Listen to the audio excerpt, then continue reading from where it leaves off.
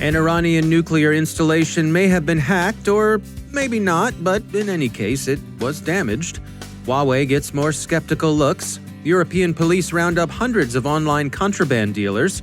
Thomas Etheridge from CrowdStrike on the increased need for speed, scale, and remote investigation and recovery services. Our guest is Tobias Whitney from Fortress Information Security on the asset-to-vendor network. And an accused Nigerian money launderer is now in U.S. custody, facing federal charges.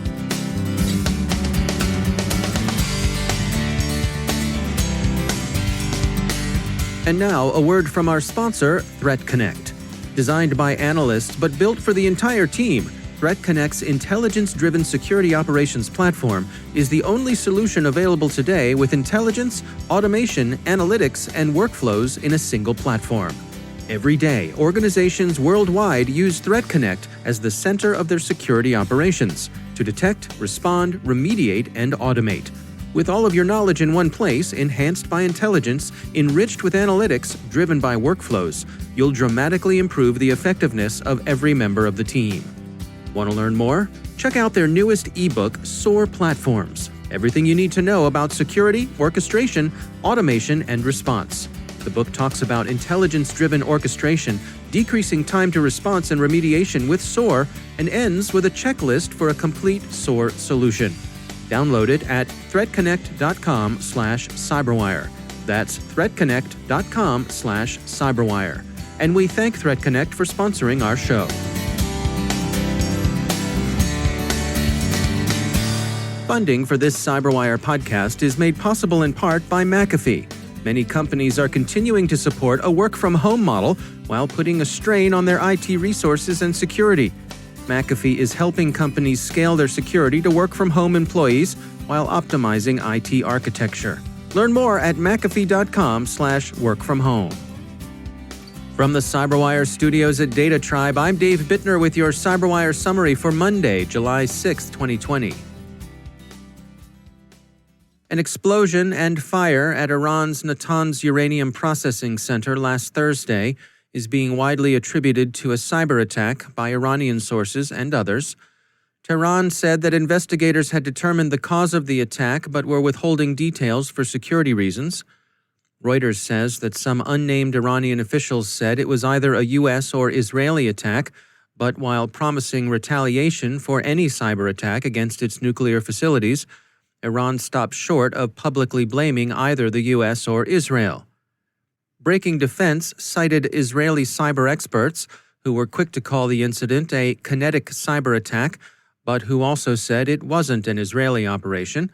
Over the weekend, senior members of the Israeli government, including Foreign Minister Ashkenazi and Defense Minister Gantz, issued soft denials or non-denial denials, the Jerusalem Post reports, apparently intended to preserve strategic ambiguity. Before the fire became public knowledge Thursday, the BBC's Persian service said a self-proclaimed Iranian dissident group, the Cheetahs of the Homeland, claimed responsibility for the sabotage, but as the AP points out, there's some implausibility in the Cheetahs' self-presentation. The name, for one thing, is an homage to a national soccer team, and the messaging elements are oddly mixed. Could they be an actual dissident group? Sure, there have been and continue to be Iranian dissidents. Could it be misdirection, a false flag? That's equally possible. So, while satellite imagery and Iranian statements confirm a destructive fire, beyond that it's unclear what happened. It's worth noting that Breaking Defense's sources understand cyber attack expansively, including possible remote disabling of security cameras to facilitate sabotage. And of course, talk of a cyber attack could itself be misdirection. Many of the observers talking to the press are calling this recent attack as coarse and inartistic when compared to Stuxnet. Accident or conventional sabotage are at least as, and arguably more probable, as Forbes sensibly notes. Many of the original accounts of a cyber attack are being sourced to outlets in Kuwait. See, for example, the stories in Security Week and Computing, both of which cite Al Jaridi. The story is a developing one. We'll be following it closely. In the meantime, expect cyber tensions among Iran and its regional and global adversaries to remain high. Official attitudes toward the security risks posed by Chinese manufacturers continue to harden. Bloomberg reports that British Prime Minister Boris Johnson intends to direct that Huawei equipment be phased out of the UK's 5G build-out over the coming year.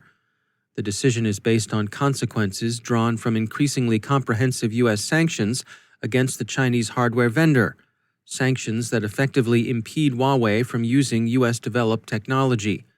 As Bloomberg sources summarize input from the National Cybersecurity Center, the NCSC has, quote, concluded that new U.S. sanctions mean Huawei will have to use untrusted technology, making security risks impossible to control, end quote. In Australia, amid widespread concern over Chinese cyber espionage and influence operations outlined by CPO magazine, Prime Minister Scott Morrison plans to significantly augment the Australian Signals Directorate, the Australian Financial Review reports. According to IT News, the Attorney General's Department is moving toward requiring tighter accountability for cybersecurity of government agencies. India has been concerned about both Chinese hardware and apps.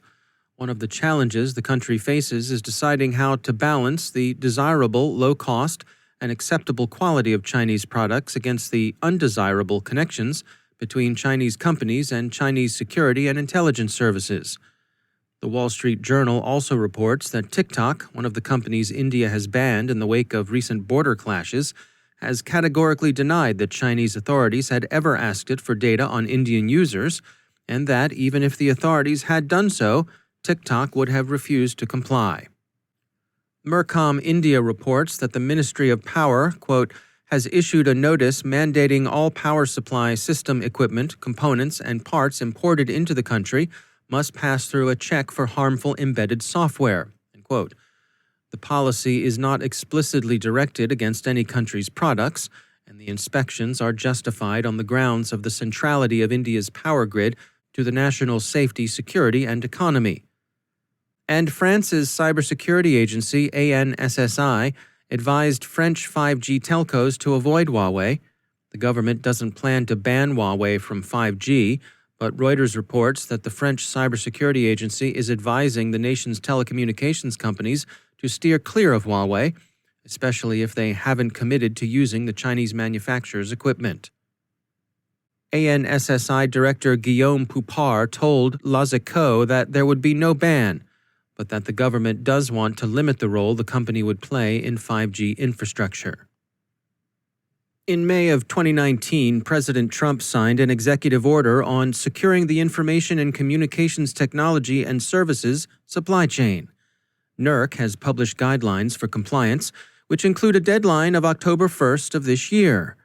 Tobias Whitney is Vice President of Energy Security Solutions at Fortress Information Security, who've launched an asset-to-vendor network website to help power utilities track their progress as the deadline approaches.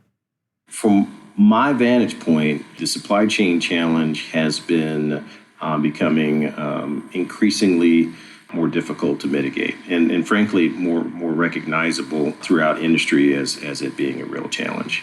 For the last 10 to 12 years or so, industry has been focusing on developing and complying with a set of cybersecurity standards that are applicable to electric power utilities, so large transmission owner-operators, generation owner-operators, those that manage the grid, ultimately are considered responsible for complying to these set of rules, ultimately endorsed and approved by the Federal Energy Regulatory Commission. While they have been focusing on cybersecurity, which includes patch management and trying to mitigate known vulnerabilities associated with systems on the grid, it was clear that they couldn't do it themselves, that they needed to engage more of the vendor community and the supplier community to really round out the cybersecurity effort. So in the last couple of years, I think about 2.5 years ago, FERC sent out a mandate, ultimately a request for a new addition to the cybersecurity standards, and that was the supply chain standard, SIP 13, and also SIP 13 also required some tweaks made to the existing cybersecurity standards, SIP 2 through 11. So those standards are SIP 7 and SIP 10 and SIP 5. Can you give us some insights? The folks who are on the ground, who are dealing with this stuff every day, who are responsible for the security of the electrical grid, what is their sense right now? Where do you suppose they feel as though we stand when it comes to the grid security? I would say people that work at utilities and have boots on the ground, and it's an industry I've been working very closely with for years, always have had a feeling of being prepared, of recognizing that whatever the emergency is, whatever the circumstance may be, they've been trained and ultimately ready to respond to a grid-related incident or event or cyber exposure, what have you. Utilities are very good at, identifying where there's an outage, responding to the outage, getting systems and operations recovered so that utility and electrical services can be back up and running within a minimal amount of disruption. And that's frankly been the culture of this industry for quite some time. So many believe that, yes, even if we do have a cybersecurity incident or a threat, that through our training and activities and around preparing for cyber and other types of outages and events, they feel relatively prepared that this is something that can be managed. That's Tobias Whitney from Fortress Information Security. There have been 2 major arrests involving cybercrime. First, the AP reports that police in several European countries, notably Britain, France, and the Netherlands, cooperated in rolling up 746 suspects involved in trading contraband online. Together, they seized about $68 million in cash, 77 firearms, and more than 2 tons of drugs. Most of the suspects were collared in the UK, but it was an international effort. Most interesting is the success the police had monitoring criminal communications over the encrypted EncroChat application. Motherboard reports that French authorities had penetrated the EncroChat network, leveraged that access to install a technical tool in what appears to be a mass hacking operation, and had been quietly reading the users' communications for months. Investigators then shared those messages with agencies around Europe. And second, a major Nigerian Instagram influencer, Ramon Alarunwa Abbas, better known online by his hacker name Ray Hushpuppy, was arrested in Dubai and then extradited to the U.S., where he's now facing charges related to alleged conspiracy to, as the U.S. Attorney for the Central District of California put it, launder hundreds of millions of dollars from business email compromise frauds and other scams. Mr. Hushpuppy's alleged victims include an American law firm, a foreign bank, and an English Premier League football club. That's football as in soccer, Yankee. Anywho, Mr. Hushpuppy's self-presentation in social media has been glorious, if, that is, you remain untroubled by the deadly sin of avarice and the attendant deadly sin of envy, displays of avarice, provoke in those less favored by the prince of this world. Our favorite is a photo CNN has of the influencer, thoughtfully reading Forbes Asia while comfortably ensconced in a blanket and pillows aboard a private aircraft, a bottle of Fiji water in hand just to stay hydrated. The only false note is the Fiji water, which our editor says the dollar store across the street from him in Baltimore carries at a discount. Maybe consider San Pellegrino, if that's available in the club-fed commissary.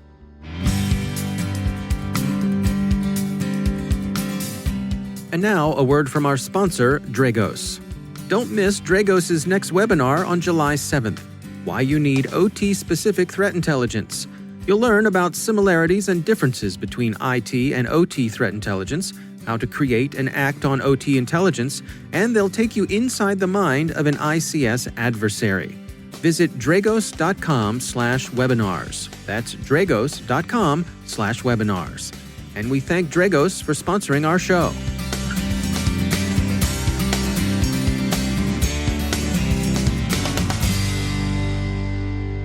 And joining me once again is Thomas Etheridge. He's the Senior Vice President of Services at CrowdStrike.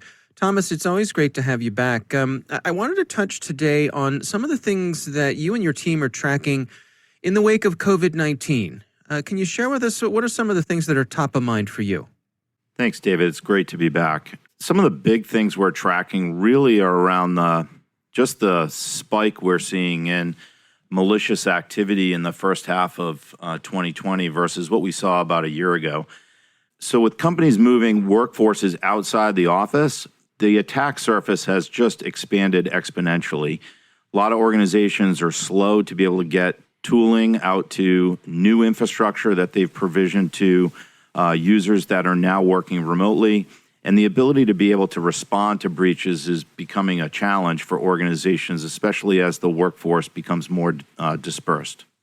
Are you noticing anything in terms of the size of organizations? In other words, has it been more challenging for a large organization to adjust here versus a small one, or is every case unique? I think every case is unique. Some organizations had the inventory of equipment and are able to leverage existing tools to provision and provide that capability for remote connectivity to an organization's infrastructure a lot more gracefully than maybe smaller organizations. We've certainly seen that in some of the state and local government organizations where moving employees off-site has created some challenges in terms of some of the legacy tools and infrastructure. They're just not prepared for it. Yeah, it's interesting. I can imagine if you're an organization where someone came in and sat down every day to a desktop computer, you might be in a different situation than somebody where everybody was provisioned with laptops, so they could just pick up and go home and not really skip a beat. Exactly. And the other factor here is cloud. So a lot of organizations are pushing workloads to the cloud. It does provide that scalability and ease of connectivity, kind of the work from anywhere model. And workload security creates additional sets of challenges. So understanding the visibility and management of all of those workloads in the cloud has become a challenge for organizations that haven't thought about that over time. And what we're seeing is that security is a necessary requirement in order to make sure that those organizations are able to continue to operate successfully, service their constituents and customers. And it's really become a big challenge for many organizations. We're a couple months into this now. Do you have any tips for organizations out there based on what you've seen and the companies who have gotten it right? Any suggestions for making sure that you're up to speed in the state where we are today? There's a couple of key things, I think. Number one is looking at endpoint protection capabilities that are cloud native. So tools that don't require physical infrastructure are easily deployable, both from a management and a protection perspective. That's kind of a key to the problem. The other thing is patching.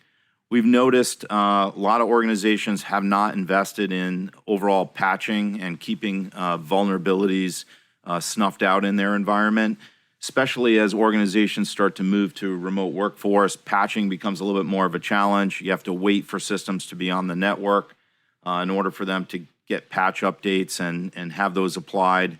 And additionally, the use of personal devices as well presents another problem for organizations as they are allowing some of these personal devices to connect to the network. Knowing and being able to manage the patch status of those environments is also a challenge.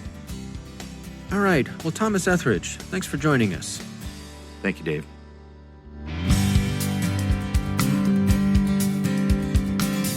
And that's the CyberWire. For links to all of today's stories, check out our daily briefing at thecyberwire.com. And for professionals and cybersecurity leaders who want to stay abreast of this rapidly evolving field, sign up for CyberWire Pro. It'll save you time and keep you informed. Listen for us on your Alexa smart speaker, too. Thanks to all of our sponsors for making the CyberWire possible, especially our supporting sponsor, Proofpoint's Observe It, the leading people-centric insider threat management solution. Learn more at observeit.com. Don't forget to check out the Grumpy Old Geeks podcast, where I contribute to a regular segment called Security. I join Jason and Brian on their show for a lively discussion of the latest security news every week. You can find Grumpy Old Geeks where all the fine podcasts are listed. And check out the Recorded Future podcast, which I also host. The subject there is threat intelligence. Every week we talk to interesting people about timely cybersecurity topics. That's at recordedfuture.com. cyberwire.com/podcast. The CyberWire podcast is proudly produced in Maryland out of the startup studios of Data Tribe, where they're co-building the next generation of cybersecurity teams and technologies. Our amazing CyberWire team is Elliot Peltzman, Puru Prakash, Stefan Vaziri, Kelsey Bond, Tim Nodar, Joe Kerrigan, Carol Terrio, Ben Yellen, Nick Valecki, Gina Johnson, Bennett Moe, Chris Russell, John Petrick, Jennifer Iben, Rick Howard, Peter Kilpie, and I'm Dave Bittner. Thanks for listening. See you back here tomorrow.